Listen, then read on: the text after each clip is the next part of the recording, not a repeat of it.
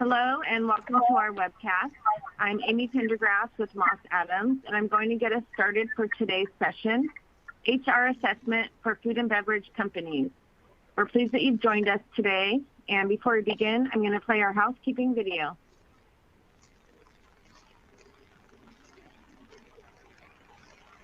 Welcome, and thanks for joining. We're pleased to present our continuing professional education webcast series. Before we begin, please keep the following in mind. You can customize how you view our presentation and interact with the presenter. For better viewing, close all other applications and turn up your speaker volume. You can adjust window size and placement or enter full screen mode using the controls at the top right of the window or dragging the bottom right-hand corner to resize. At the bottom of your screen, you'll see a series of icons that relate to a different aspect of our session. You can download a PDF of today's slides from the Slide Deck and Handouts widget. You can ask questions by typing in the Q&A window and clicking Submit. We'll do our best to answer all questions or follow up via email.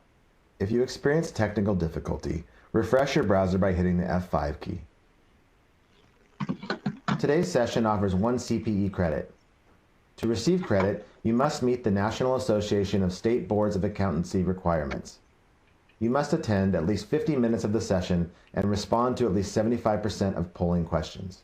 To participate in the polls, please check the button next to your answer within the slide window and click Submit.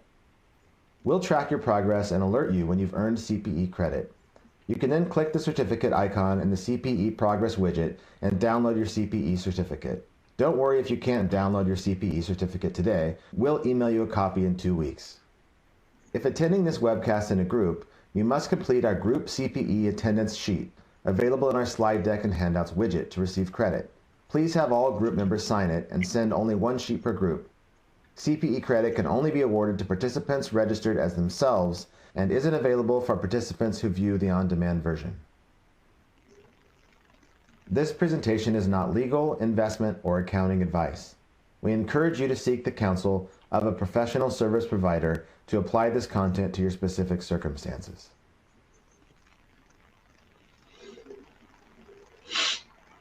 All right, today we have presenters from Moss Adams who will be sharing their insights and expertise on this important subject.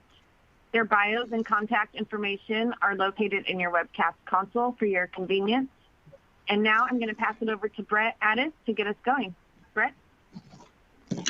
Thank you. And first of all, thank you everyone for joining. Really excited to be talking about this topic. We're going to dive in and unpack a lot of content today, but before I get started, let me do a brief introduction of myself, and I'll hand it over to Magda to share some information on her. So, as Amy said, my name is Brett Addis. I'm a director at Moss Adams. I lead the human capital advisory practice. I've been in the human capital space for I shouldn't say well over, but let's just say a little over 25 years, both as a practitioner as well as a management consulting. And like I said, this is a really great topic today. I'm excited to dive into it. But before we do, Magda, how about a quick introduction from you? Hi, Brett. Thank you very much. Hello, everybody. I'm Magdalena Wisniewska. I joined Moss Adams just this past March to help build our human capital advisory practice. And previously, I worked as a consultant on multiple projects involving HR strategy, communications, change management, instructional design for HRIS implementation, as well as post-merger integrations.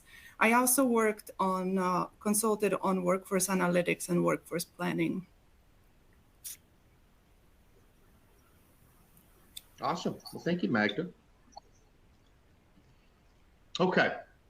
So today's topic is going to be focused a lot on thinking differently and really looking in the mirror about what it means to transform and what we like to call building a high performance organization. And so part of this is really about taking an opportunity to look at yourself, like I said, but really understand your own strengths, your weaknesses, and opportunities to improve.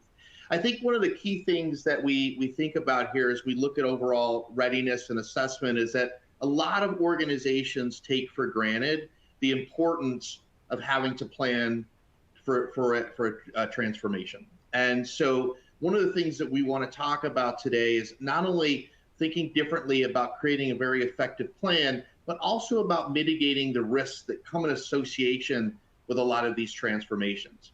And so one of the outcomes of today and what our focus is today is really to talk to you all about the building blocks of building a high-performing organization.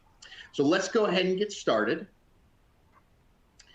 So some of the learning objectives today that we're going to talk about is we're going to talk a little bit about the 4 phases of organizational readiness and some of those key assessment areas. And this is a really important area. I've been talking about this for a number of years, and I think what I really love about this initial conversation, it really sets the stage for what do you need to start thinking about as it relates to not only planning, but as I mentioned earlier, mitigating some of the risks associated with transformation. And surprisingly or not surprisingly, some of the statistics in here might be very interesting to you, but also really start thinking about how this applies to your organization. The second is we're going to describe the difference between culture and sponsorship. For some organizations, especially what's going on today in the market, there's a lot of disruption right now with organizational cultures. We're seeing a lot of focus on leadership and management development. And part of that is really around them being committed leaders and really looking at how to sponsor organizations in the way that they work moving forward. We're also going to talk and demonstrate a little bit about people strategy and planning. This is actually one of my most favorite topics, is really helping organizations think beyond where they are today, but really establishing what that roadmap is to get there. And so very often I'll come in and we'll talk about strategy, and companies will say, I don't have a strategy, but we're going to be jumping into execution. Well, how do you know what to execute if you don't have a clearly defined strategy and plan? And so very often that itself causes a lot of circular motion and pausing and issues and risks and all these things associated with not having a strategic plan. We're also going to spend some time talking about governance. And so when we think about governance, this isn't just around decision making, right? But it's about how we create awareness and, again, mitigate some of the risks. But more importantly, it's what's the fundamentals of governance and what does it mean and why is it so important to your organization? And then lastly, we're going to focus on creating the right change management approach. This actually, we save the best for last for change management. This is, of course, one of the areas that most organizations kind of push to the side, both from an investment as well as a time perspective.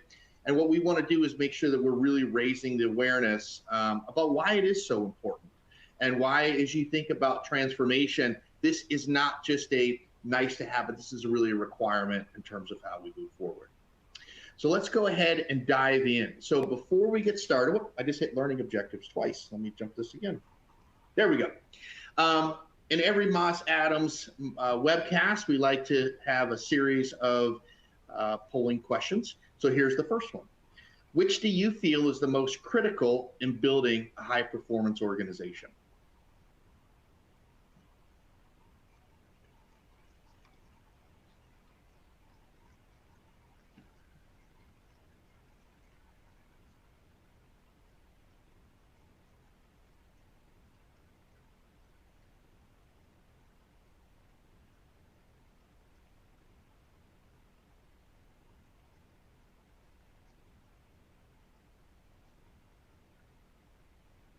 Again, we talked about culture and sponsorship, organizational readiness, strategy and planning, governance and change management.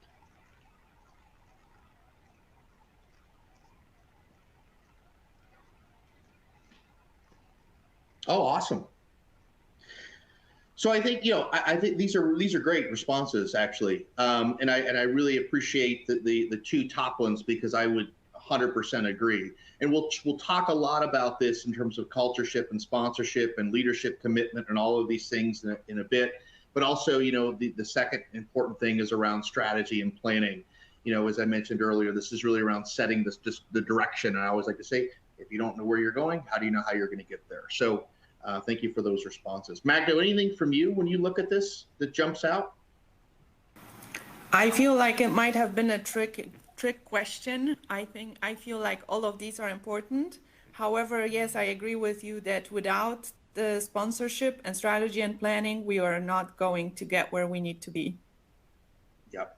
Now, I will say the one thing that concerns me is that organizational readiness is so low. So one of the things we'll talk about, and hopefully we can convince you to slide that a little bit to the right, because it's actually one of the most important things that we need to focus on. And let's go ahead and jump in and talk about what that is. So first of all, before we dive into the specific content, I do want to just take a minute and talk a little bit about where we're seeing organizations shift, what they're shifting towards, and really some of those key focus areas around building a high-performing organization. And what's really interesting about this, and a lot of the research that we've done around building a high-performing organization, there's really comes down to three core components about what makes an organization very, very, very successful. But also those same three components are also what it means to really start driving some of the key activities to transform. The first one is really around agility. And agility is really focused on, how well an organization can pivot, how it can scale, how it can ebb and flow based on what's going on in the industry, what's going on, whether that's politically, whether that's maybe you're going global, whatever that is. Agility is a way that an organization can really set itself up for success in terms of meeting both short and long-term business objectives. The second one is around operational efficiency. And I think most of you get this, right? This is around how do we do more with less, but also how do we generate and create more value from a business perspective, and really aligning some of the people, process, and technology elements to ensure that we're driving customer value. And the last one I want to, and I'm leaving this one for last intentionally, is really around customer and employee centricity. And the reason for that is because when we think about customer centricity, this is really kind of the underlying pillar as you think about how we are agile and how we drive effectiveness. It ultimately comes back to how do we better serve our customers. And in most organizations, that's number one, right? We want to be customer first, right? Customers are number one, all of these other things. But one of the things we often forget is around employee centricity. And that's really the focus on our own employees. And how do we give them the right level of experience? How do we give them the right level of development and all of these things that actually will enable an organization to be more agile and to be more effective? And so when we think about building high-performing organizations, it's not a nice to have anymore. In fact, when you think about the last 3 to 5 years, we've seen some tremendous trends in organizations and some examples of organizations who just didn't make it, right? I think a lot of you can probably think back of Blockbuster, right? We went from renting, CDs, we went to the kiosks, to being out of business. They had an opportunity to innovate. They had an opportunity to grow and go digital. They opted not to do so. Their business model became, for all intents and purposes, irrelevant, and we see what happened. We also seen examples of that with Blockbuster, with Tuesday Morning and Bed Bath & Beyond, where organizations aren't being agile. They're not shifting, right, to meet overall business needs. They're not driving more efficiency and effectiveness to drive better value. And they definitely weren't thinking about what their customer needs and wants. And again, therefore, we see the outcome of them not being around any longer. So this is a really hot topic. And as you start thinking about evolving your organization and progressing it to where it needs to be, these are just some fundamental things that I would highly suggest you think about as you build them out in your strategy. So one more quick pulse, and then I'm going to dive into the readiness topic. So which best describes your own organization? Are you customer-centric, meaning that we drive and we thrive to meet customers' demands? We want to drive customer satisfaction. We want to have a high NPS score. We want to have all these things, right? Customers first, all of these things. Are we employee-centric, meaning we want to focus on how our employee experience is, how we're meeting our employees where they at, employee programs? Are we developing them? All of these things. Are we operationally efficient, where it's really focused on process improvement, cost efficiency, all of these things? Or are you a little more agile, where you're literally looking to the opportunity to scale, grow, meet industry needs, meet customer needs, looking towards the future? How do we progress? Maybe how do we slow down, but really having the infrastructure to do that, or none of the above?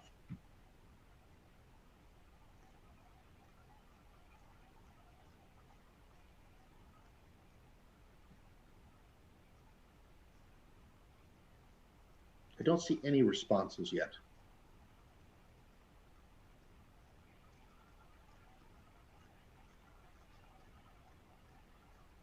There we go.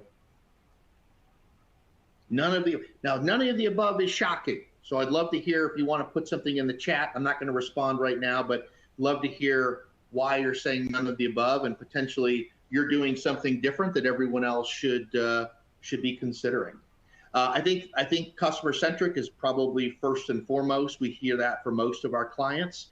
Employee centric, little disappointing. Honestly, we need to bring those up because one, they are our most expensive assets. And two, without our employees, we wouldn't be driving employee centricity. We couldn't be operationally efficient, or we couldn't be agile. So shifting potentially the focus a little bit more on employee centricity. Not surprised about efficiency, and definitely not surprised about agility. I think a lot of organizations are really even struggling with what agile means within their organization, and how to even start that conversation in terms of shifting the way that they overall work. Magda, any reactions from you? Yes, not surprising. I wish we could say that there's more employee-centric and agility in those companies, but it just shows that there's room for improvement, and that's why we're here. That's right. Yeah, but again, if you're open to leaving some comments, I'd love to hear more about none of the above.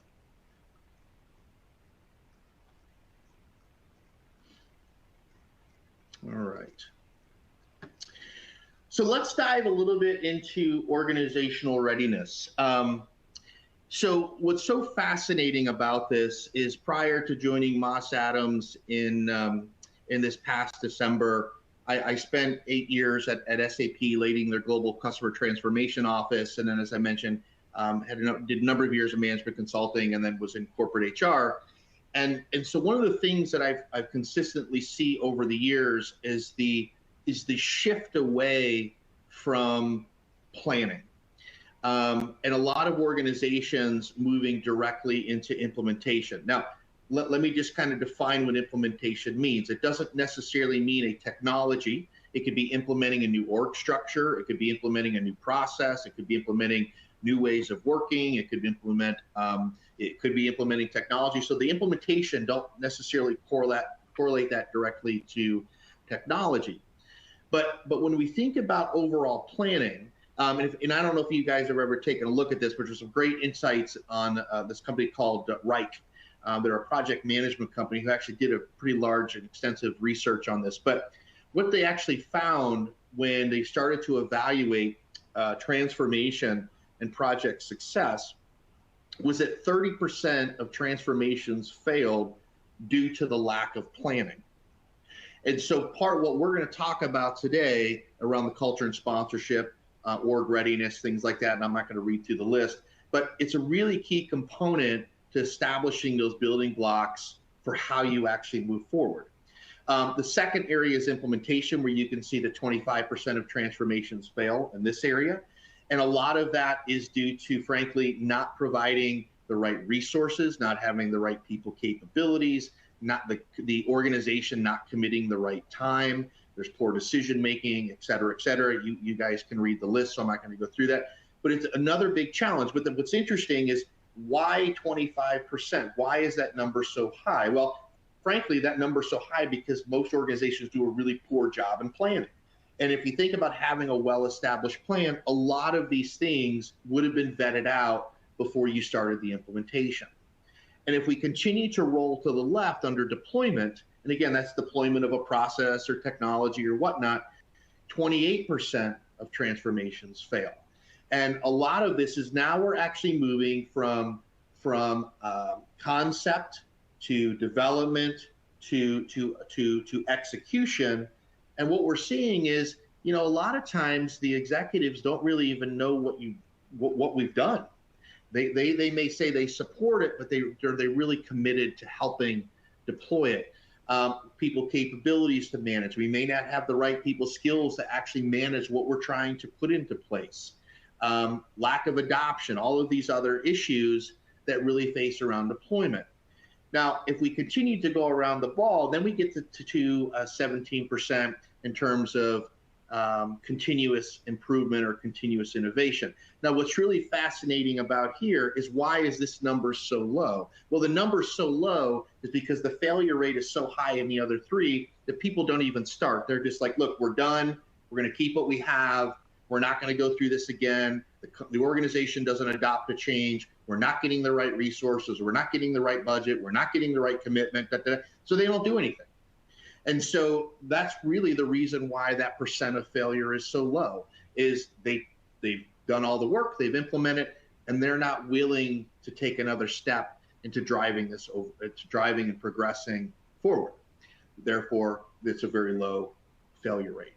But when we look at this holistically, right, this is really kind of the recipe to transformation and building this high performance organization success. There's a lot of components in here. And if you start reading this, and I would encourage you to go through this, take a picture, take a screenshot, whatever you want to do, and challenge yourself. Do we have the right culture and sponsorship? Do we have the right strategy in place? Do we understand our gaps, our weaknesses, our strengths, all of these things? Are we able to make decisions efficiently? Most often, when I challenge our clients in this first box, the answer is no, maybe, no, no, no. And that tells me, why are you moving to the next step?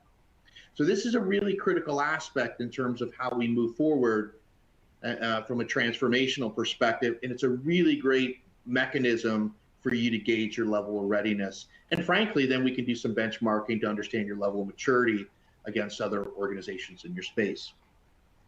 So let's dive into culture and sponsorship. As we talked about earlier on, having the right culture is really, really critical. And I think what's important for us to really define here is that what is culture? And the culture, when you think about it from an organizational perspective, it's who the organization is. It's the internal perception of working for a company. It's the external perception of what it would be like to work for a company, or what wouldn't it be like to work for a company. I mean, culture really is everything. And what's interesting about culture, and this goes back to the Blockbuster, the Tuesday Morning, et cetera, is when a culture remains static, right? Meaning there's no change. Organizations have a tendency to just stay at the status quo, and they continue on that status quo, hoping that what they've done initially that was very profitable and all of these great things will remain that way. The reality is we know that it won't. So culture is designed to shift, and it's designed to morph. And that culture is really driven on the talent and the people within the organization that are bringing new ideas, that are bringing new ways of working, that are bringing new concepts that we deploy to our customers, or how we manage our own internal people. And so culture is essential for us in our ability to actually innovate and progress and move forward. If we've got a static culture, you're less likely to change and innovate, which ultimately results in less profitability, less efficiency, less effectiveness, all of these other things. Now, from a sponsorship perspective, a true sponsorship, and this goes back to a comment I made earlier about leadership and management development. There's a big piece about what we looked at is called being employee-centric, right? And being human-centric, and that's really around leaders and managers really being able to enable and coach and mentor its own employees to drive better engagement and things like that. The other piece with sponsorship is really about living some of those values. And some of those values comes from the culture. Some of those values, are just embedded within individuals and within the organization itself. So when we think about sponsorship, the other piece this I want to touch on is the commitment. I talked about this in the last slide in terms of the deployment area. When organizations have a tendency to go through transformation, and if they go through their planning phase and all of these things, very often they'll go through and they'll do business cases and get justification and all of these things. The reality is just because you get justification on a spend doesn't necessarily mean that the leaders of the organization understand what the change impact really is. And so part of this is really being able to go into detail and define what those change implications are from a process perspective, a people expectation, a mindset expectation. And it's moving from sponsorship into overall commitment, where then the leadership is actually committing to the time, effort, energy, resources, budget, et cetera, to make sure that we're successful. I'm going to give you a quick example. There was a food and beverage organization that I worked with down in the South, and I live in South Carolina, so I guess farther south, let me put it that way. And they were actually going through a digital transformation, and this initial focus for them, although there were some enterprise components, the initial part that I came in on was really their HR digital transformation. And everything seemed to be fine. They had selected a technology. They were looking to move forward. And they actually invited me in to talk about what it meant to do to be prepared for this digital transformation. And so I went through some of the criteria that I outlined with you. And one of the first things I asked was, how did you get to where you are today? And they kind of went through some of the history and shared some of the background and said, hey, listen, we need to have better employee experience. We need to be more seamless. We need to be more agile. We need to be more efficient, all of these other things. And one of the next question I had is I said, so tell me about the business. Like, what are their expectations and what is their level of commitment to really driving this forward? And the response was, well, they approved our business case. And I said, okay, but what was the business case? And they basically outlined a very much financial business case with kind of the trends year to year and the ROI and all of these other things and TCOs and things. And I said, okay, so they basically approved or committed to a purchase. They're not really committed to a change. And then when we started even diving farther into this around, have they approved your strategy aligned to the business? Is it aligned to some of those goals? How's your governance and decision-making intertwined and integrated with the business, right? Because everything intersects. Processes, data intersect in every organization. And the answer was no, no, no, no, no. And the outcome of that was a disaster, I'll be frank. And so, we basically had to go back and stop and start over. And so, we want to prevent that. That's definitely not a very cost-efficient way to manage an overall transformation, especially when efficiency was one of their key criteria. But going back to some of the things I mentioned earlier, I also think it's interesting that there was the study that was done by Altimeter was basically stated that 47% of most successful business transformers, let's use that word, business transformers, so they're leading the pack, had a culture that promoted agility and autonomy. And I think it comes back to both the culture and the sponsorship mentality and approach of how they manage these overall transformations. And this is a very key slide, because if we don't get this right, everything else is going to fall apart. So let's talk about a couple areas and other areas that will fall apart. I'm just kidding. Let's talk about a couple areas that we can help mitigate them from falling apart. So the next one I want to talk about is strategy and planning. Believe it or not, I was just on a call with a client. We were just talking about this. They were making a decision to move to a new ERP and wanted to understand the first steps. And my question was, well, that's great. Well, so talk to me about your strategy. Where are you trying to go? And a lot of the decisions that you need to make based on how you get there are going to be coming out of your strategy, right? Where are you going? What are your guiding principles? What are your goals and objectives? Yada, yada, yada. And the answer is we didn't have one. So strategy is a really critical component to driving things forward. Now, what's interesting about this slide is it contradicts itself a little bit, or maybe it doesn't, and I'll kind of share with you why. But I was really surprised to see that 70% of organizations have a strategy to transform or build a high-performing organization. That was actually a bit staggering to me, because if I did this research a couple years ago, it was much lower. Now, what's interesting about this is it didn't necessarily tell me what the strategy was. So is it just somebody wrote something on a napkin and said, hey, we got a strategy, here's our direction? Or was it a really thought out strategy with a strategic plan, that goes into the details around what we need to do and how we need to execute, number of resources, et cetera? I don't know. But the study basically said that 70% of organizations have the strategy. Now, we look at a different study, and these are two very viable studies. You can see the references here, that 70 to 90% of these organizations, 70 to 90% of organizations' transformations still fail. So, but I thought a strategy drove the foundation for everything. So now we're getting into a little bit of a different area, and this gets down to that implementation piece of the pie, which is just because you have a strategy doesn't mean you know how to execute. And this is a really interesting piece as we need to think about, because having a strategy is great. It's setting the direction for where we go. But do we actually have the people, the skills, the capabilities, the budget, the time? What are the competing priorities, the business commitment? Do we have all of those things that are going to make us successful? And when you dive into this study, the answer to that is no. We don't have all of those things. So again, just because you have a strategy, I'm going to commend you for having a strategy, but then you got to ask yourself, is this realistic? Can I actually execute on this? That's where the rubber hits the road. Because if we can't execute our strategy, it's frankly just a 70-page PowerPoint deck that you're going to put on your shelf and never look at. So making sure that you have an actionable strategy is extremely critical.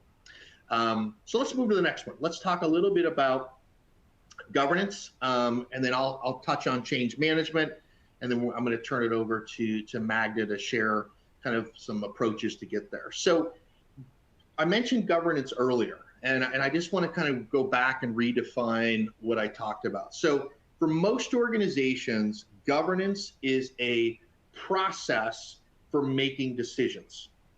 That is the wrong definition. Governance is a process for making decisions, but it's also a process for communicating, creating awareness, and as well as mitigating risks, right? The whole purpose of governance is to be able to make decisions that support a strategy. If I don't have a strategy, what am I making decisions on? 9 times out of 10, I'm making decisions on what I have today, and I'm lifting and shifting. And again, it's a recipe for disaster. And I'm not going to go through all of this, but I just want to touch on a couple things that I think are really important as you touch on governance. So when we think about those organizations that are really strong and really mature in overall transformation, it's the fundamentals of having a very robust governance model, which we kind of look at the leaders in the pack, are actually very small. And I think this is a really big area for all organizations to focus on. And this doesn't mean that, hey, we have a PMO, right? We have a project management team. That's not what I'm talking about. What I'm talking about is establishing a governance model to not only make decisions during an initiative, but throughout the duration. Really, it's making it forever, frankly, because as you'll notice, a lot of things that are changing. I'll go back to Agile, right? To scale, to be iterative, to be all of these things with the way things are working. Governance is not a one-time piece. It's very similar to change management, right? Hey, we have a project, we set up governance. Once the project's done, governance goes away. Same thing with change, right? There's a project, we establish change management, project's done, change goes away. But the reality is there's progression and there's decisions that need to happen way beyond the end of the project. But most companies don't look at that. And part of that is the lack of progression of consuming new innovations, if you're talking about technology or modernizing processes. So governance is a really key piece in doing this. And you can see the study here, only 1 in 6 companies actually has a powerful combination of strong decision-making processes. And that's kind of gets into, why we have so many organizations or so few organizations sitting in that leader pack. Whereas you look at the stragglers, and the up and comers, that's really the bulk of organizations who don't have these programs. And so we really need to start driving much better governance programs within organizations. All right, lastly, and then we'll jump to a quick poll, and then I'll let Magda take it from there. So I don't really have to spend any time on this slide, and if I do, no, I'm just kidding. So change management, like I mentioned before around governance, is not an event, right? This is something that is living and breathing. It should start way before a project or initiative, and it needs to continue on way beyond a project or initiative. This is probably the number one area most clients and organizations cut from a budget perspective. Most of them think it's very fluffy. It's very humanistic. It doesn't necessarily drive results. I think the challenge with that is it's not change management program that's the issue. It gets back to the execution. It's how are we actually managing the change? And I think this is a really significant area. If we go back to the example, like I had mentioned with the food and beverage company that was in the South, one of the challenges that they faced was that they never really set expectations with the executive and the leadership team about what that HR transformation was to look like. They didn't talk about, the timing. They didn't talk about what processes they were changing. They didn't talk about the impacts it was having on the business. They didn't talk about what are the training and development things that the business needed to know. In this case, for example, it potentially was moving from, paper-based processes to things like self-service, right? And so they didn't set that expectation. And so when they got to the point in the project where they needed to go out and start reaching out to the business for input, the business said, stop. Listen, you didn't tell us you didn't talk to us about any of this when we were going through this approval process. Listen, for us, it's business as usual. Leave us alone. Do your own thing. This is an HR thing. This is a big thing and it doesn't matter if it's HR, finance, procurement, supply chain, it's the same concept, is that we aren't doing a good job at setting the stage and building the overall change perception of what it means for organizations and what the organization needs to be committed to make this successful. All right, so I think we're going to move on to another poll. And I think we have one more after this. So which are the biggest risk areas in preparing your organization for transformation? So remember, planning, that's around strategy, setting their direction, governance, change management, looking at yourself in the mirror from an organizational assessment perspective. Implementation is around execution of a new program, process, technology. Deployment, delivering it to the business and managing it, which I didn't necessarily get into, but managing the overall change is significant. And then continuous improvement.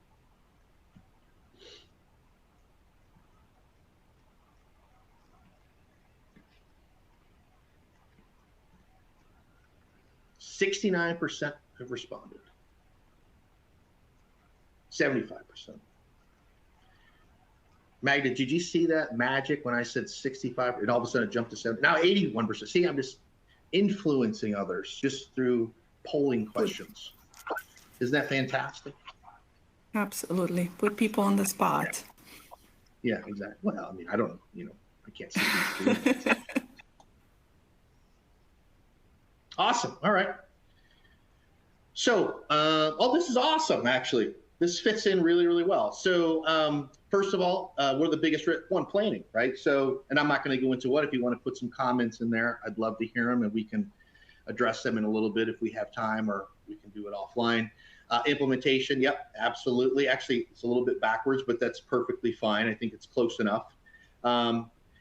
Deployment, that's actually good to see that carrying things forward, and then continuous improvement. I think our statistic was 17%. So this is like right on the mark. But the question that I have is, it's 70% because we're that good, or 70% because we're not progressing or moving forward?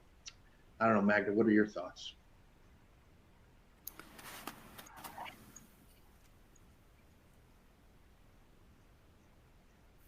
Magda, you don't have any thoughts.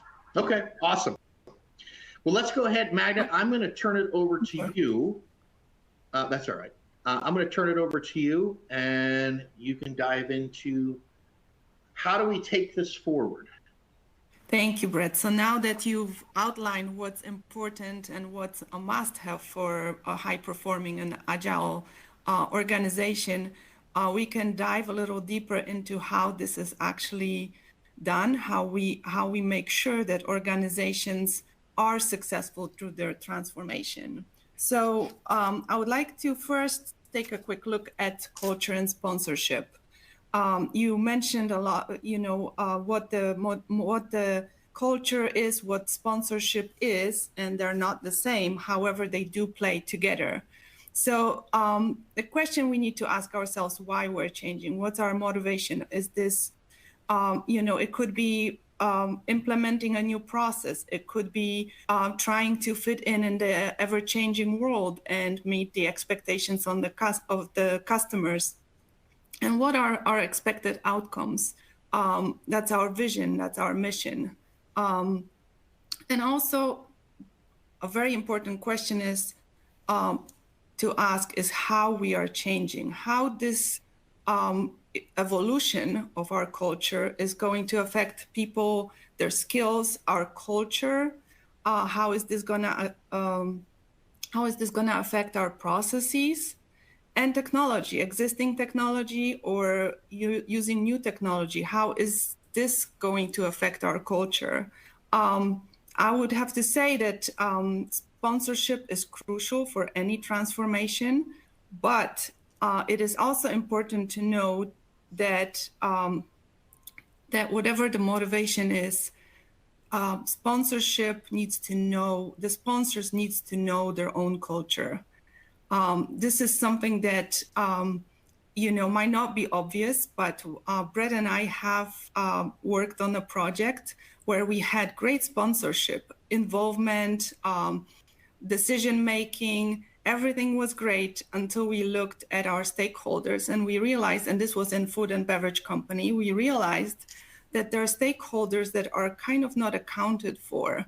Those were the line workers. We were implementing new technology, but when we looked at our planning and how we are going to communicate and train people, we realized that these people do not have access to computers, do not have the required computer skills. So we had to actually go in, talk to the line manager, to talk to the workers and figure out a way of how this evolution of the company and how changing the culture is actually going to work.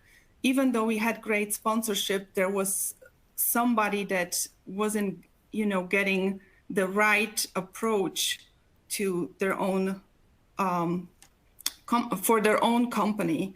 So this actually is a good segue for the readiness assessment process. What lacked in this case is the readiness assessment. What I like about this is that it actually communicates, identifies what the changes and communicates the changes. And this is where we can do it through interviews like we did. We actually went and talked to the line managers and we talked to the workers. We can do it through surveys. For some companies, that's not an issue. We can do it through surveys. And the best thing is that we can actually come back and have quantifiable findings for the company. We can say a big chunk of your workforce is not able to go through this change without special accommodations. So that's something that a lot of companies overlook. And I'm a believer in a holistic approach. There's not one element or the other, right? So when we come to building the HR strategy and plan for any transformation, we include the readiness assessment as the first step. This illustrates how important it is. This prioritizes our action, but it also lets us know of any blind spots, right? That we as a company need to make sure that we address. Then we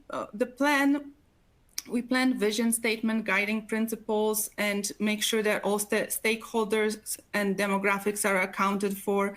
We build a roadmap to make sure that we know where we are going and how we're going to go there. Then we plan the implementation, and very important part of the strategy is also reporting on the success. What are our wins, milestones? What have we achieved? Because that shows us that our implementation or our transformation was successful.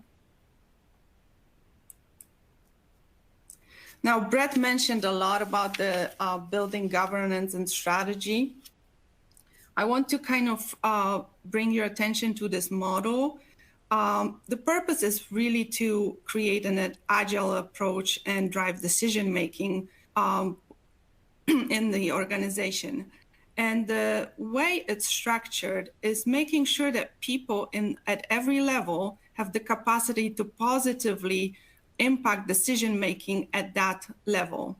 So if we go from the bottom, this is a cross-functional committee. This is where, those are individuals who own work streams and processes, with data, IT, tech, etc. And this is a day-to-day basis decision-making, focus on decisions that have to be made quickly. They do not affect, the strategy of the organization. It's more simple, like changing data streams, changing a field in a program that doesn't need to be raised to a higher level. And the next level is the operations committee. That would be the escalation points. The decisions that cannot be made at the lower level can be escalated, and those could be like performance management or managing leave, something that affects the larger organization. For organization-wide decisions, those are the HR steering committee. And those would be the departmental leaders who own the programs and can affect more business strategy and priority decisions. And then ultimately, the decisions that are impacting the whole business would go to the executive committee.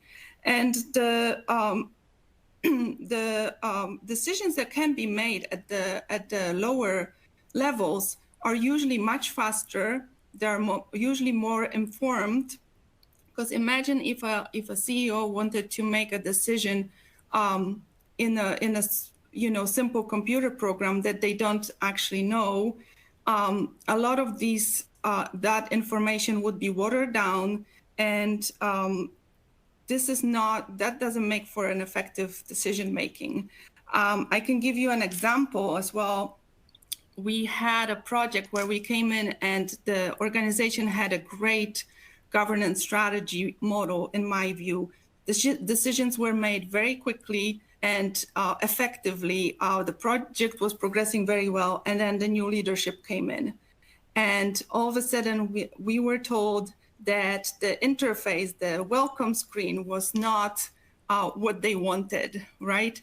Our project got halted. We waited for a week to explain to the new leadership that this is not just pressing one button and changing that really quickly, that this involves a lot of work. And this, in the grand scheme of things, this is not something that should stop the project.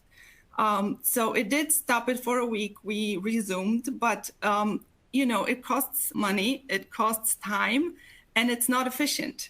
So agile organizations should make sure that there is the right governance in place to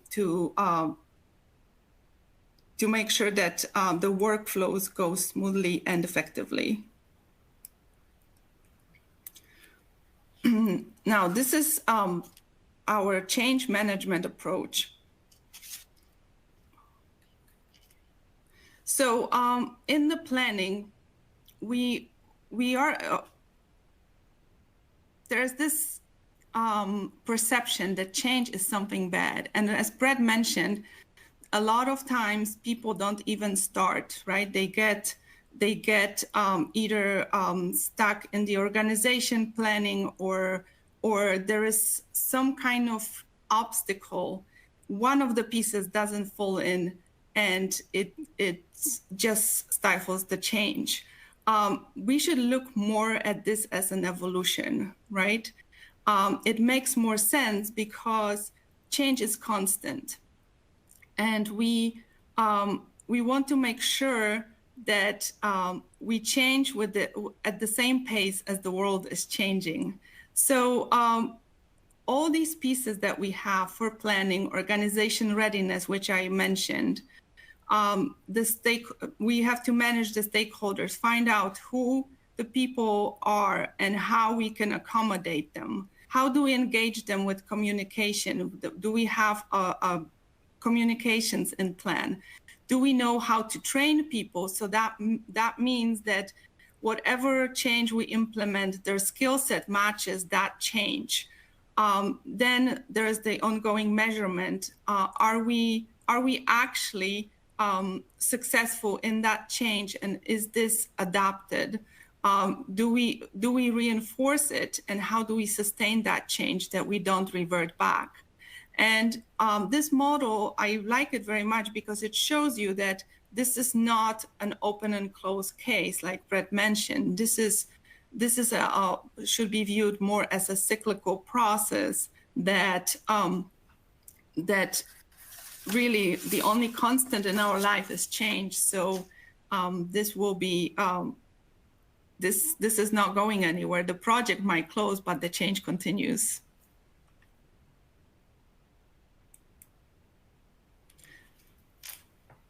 So we are now to our fourth and last question.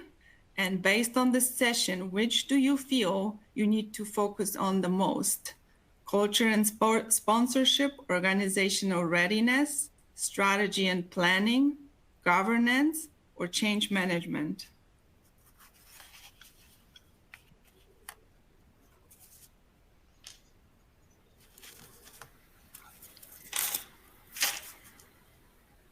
Wondering if the answers are going to shift from the first one. Inquiring minds want to know.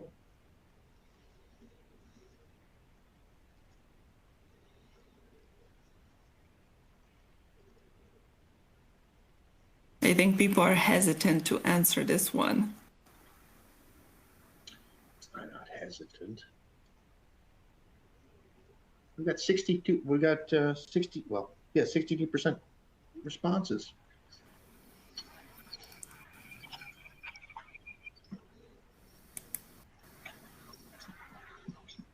Give it just another few seconds.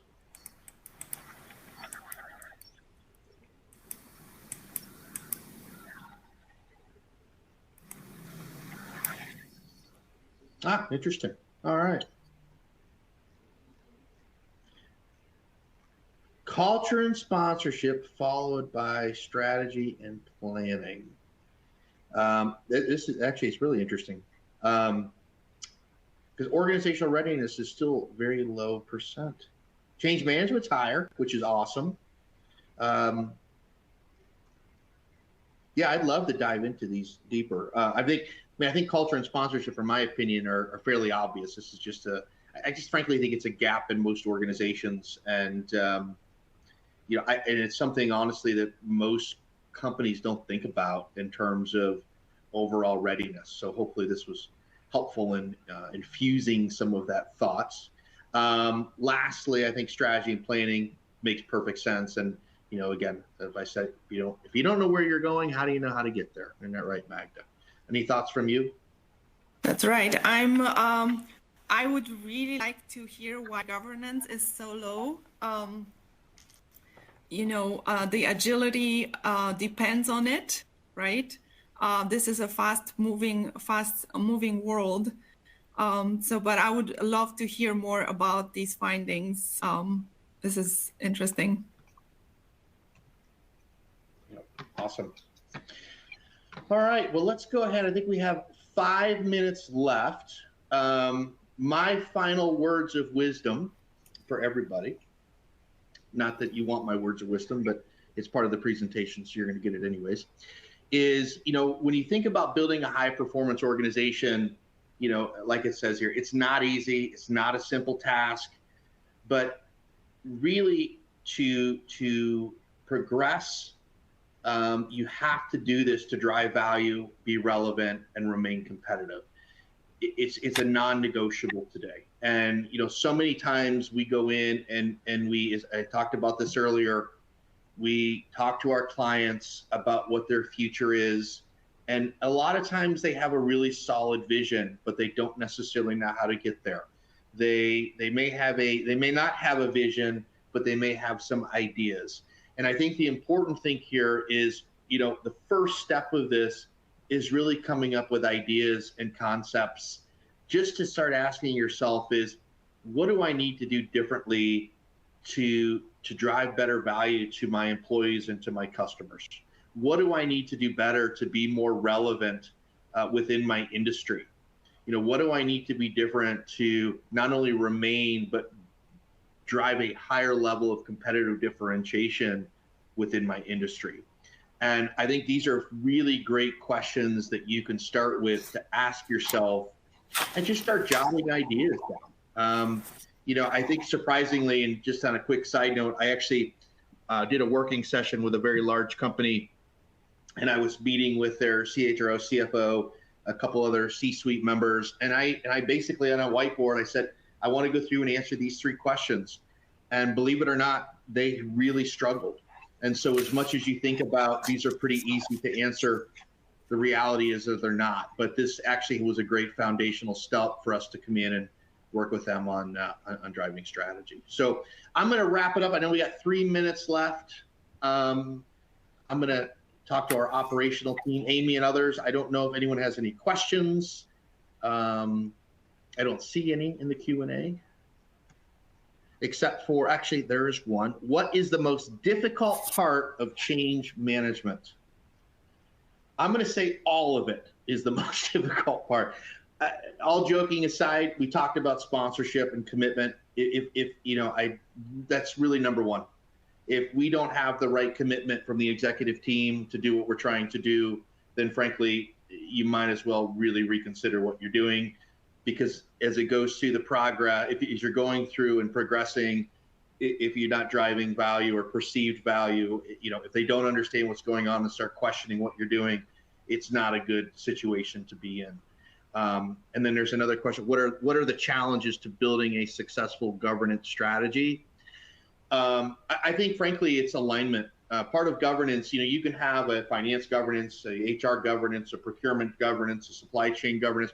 But as I mentioned earlier, when you think about people, process, and data, all of them intersect across businesses. And so you can't make decisions in a silo. So it's really making sure that you have the right people in the room and part of governance to make organizational-based decisions that are aligning towards something that's frankly much bigger than us, which is a strategy, company values, company goals, et cetera. I would like to also add that, we kind of broke it down into separate sections, but the best approach is the holistic approach. All these parts are super important in managing the evolution and transformation of the company to be a high performer and agile company that actually can keep up with what's going on and how quickly the world is changing. Awesome. Thank you, Magda. So I think we're going to close it out. Thank you all for joining. If you have any questions, don't ever hesitate to reach out to myself or Magda. And Amy, I'm going to turn it over to you to close us out. All right, perfect. Thank you, Brett, and thank you, Magdalena, for a really great presentation today. And to our audience, if you have further questions or comments, please reach out to us, and we'd be happy to continue this conversation. You can drop a note in the Q&A window or reach out to Brett and Magdalena directly. Their contact information is in your console as well as in the slide deck, which you can download now from the handouts window. And if you met all CPE requirements, your certificate is available to download now in the CPE progress window. A copy will be emailed within 2 weeks if you have difficulty downloading it now. And finally, here is a link to a survey for today's presentation. Your feedback is appreciated so we can make the most out of your time with us. And thank you for joining us. Take care, everyone. Thank you. Amy, one thing, we did get a question. I'll respond to that offline. Okay, perfect. Thank you. Thanks.